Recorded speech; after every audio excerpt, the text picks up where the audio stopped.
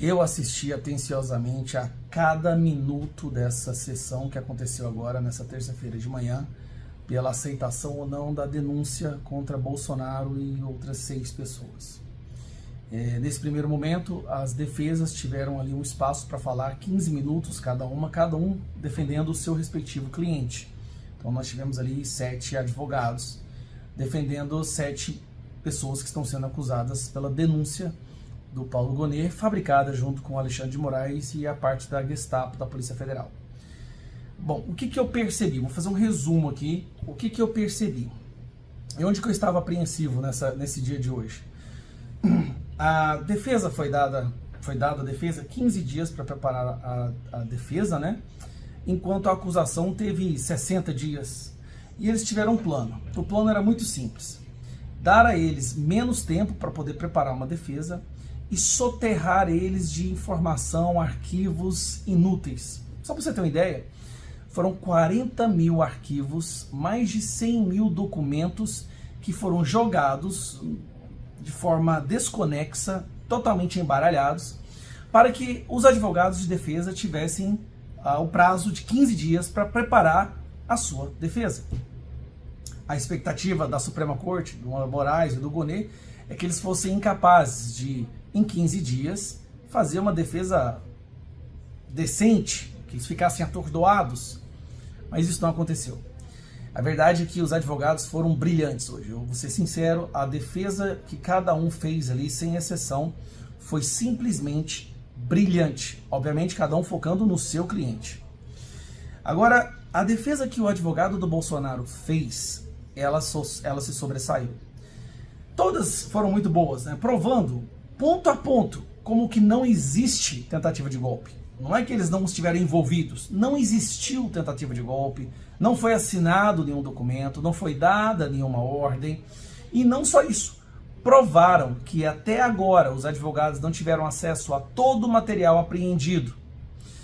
Para você ter uma ideia, eles não tiveram acesso a todos os áudios e todas as filmagens das delações de Mauro Cid. Apenas os trechos que o Alexandre de Moraes decidiu que eles poderiam assistir. Então eles falam que eles estão lutando contra os melhores momentos da acusação, mas eles não podem ter os melhores momentos da defesa, que é onde eles podem tirar trechos de conversas dos acusados, dos seus clientes, e mostrar que a defesa está mentindo. Isso por si só deveria anular o julgamento. Só isso deveria ser o bastante para anular o julgamento. Então vamos lá, não tiveram acesso a todo o conteúdo, tudo que foi apreendido. Advogados que não tiveram acesso, por exemplo, aos celulares, às informações apreendidas no computador do seu cliente, para poder analisar se houve o contexto naqueles trechos que foram separados. Aqui.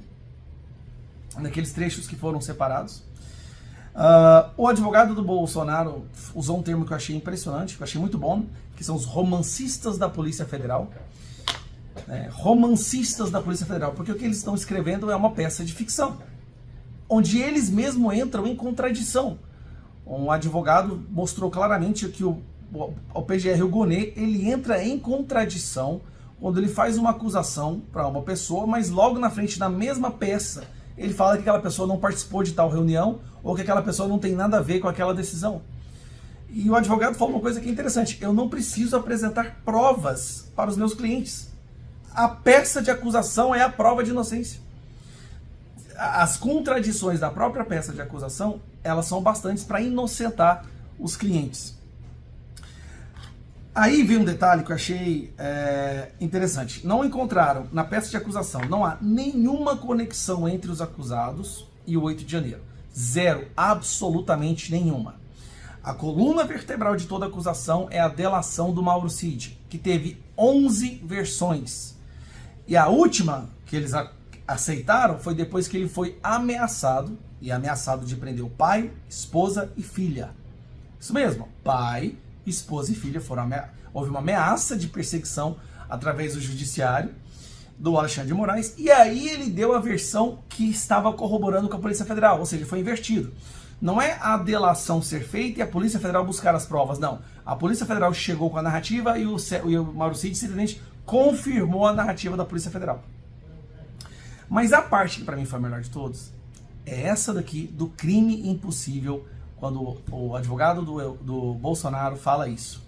momento, nós temos efetivamente uma acusação do Procurador-Geral da República de 2 artigos gravíssimos do Código Penal que tratam do golpe, e de golpe contra as instituições democráticas e contra o governo legitimamente eleito. Mas um minutinho só, estamos tratando de uma execução que se iniciou em dezembro de 21, tratando do crime do governo legitimamente eleito. Qual era o governo legitimamente eleito? O dele. Então esse crime é impossível, com todo respeito. Falar-se em execução de crime contra o governo legitimamente eleito, que era o dele. O governo legitimamente eleito veio no final do ano de 22, com as eleições. Então, como se falar em tentativa, em início da execução? E mais, como se falar em início de execução por pronunciamentos e lives, quando os 2 tipos penais têm elementares do tipo a violência ou a grave ameaça? Não existia violência nem grave ameaça. Você entendeu? Para ficar bem claro. Eles estão acusando o presidente Bolsonaro de um crime, de derrubar o presidente eleito, que começou em 2021 numa live, quando ele ainda era presidente. Então é como se ele estivesse dando um golpe em si mesmo. Isso também, por si só, deveria ser o bastante. Gente, nós estamos falando aqui do momento mais vergonhoso, do nível mais baixo que a Suprema Corte Brasileira já chegou. Sinceramente, esse dia de hoje entra para a história como a maior vergonha que a Suprema Corte já passou em toda a sua história. Eu fico imaginando os antepassados, né, os anteriores ministros do STF, se eles pudessem ver isso agora. A vergonha que eles não sentiriam em ver o que a Corte se transformou. E um detalhe que eu reparei. Boa parte da acusação contra o Bolsonaro envolve liberdade de expressão. Vou te explicar por quê. Eles estão falando que devido a uma live que o Bolsonaro fez em 2021, acarretou nas manifestações do 8 de janeiro, quando ele incitou as pessoas a desacreditar das urnas e tudo mais. Então, peraí. Então, a fala do presidente Bolsonaro incitou pessoas quase 2 anos depois, a irem para as ruas e fazer vandalismo? Então eles querem condenar ele por um golpe por causa da fala dele, que causou uma consequência 2 anos depois, para um grupo de pessoas na esplanada dos ministérios? É uma tentativa, mais uma vez, de responsabilizar a fala por atos criminosos. Então vamos supor, para você entender, se você grava um vídeo falando que você está indignado com o Lula, porque por causa do Lula os preços dos alimentos estão subindo, e daqui a uma semana alguém jogar um ovo na cabeça do Lula, você jogou ovo na cabeça do Lula. Você é responsável por esse ato antidemocrático se jogar um ovo na cabeça do Lula, porque em um momento você mostrou indignação pelas ações do presidente da República.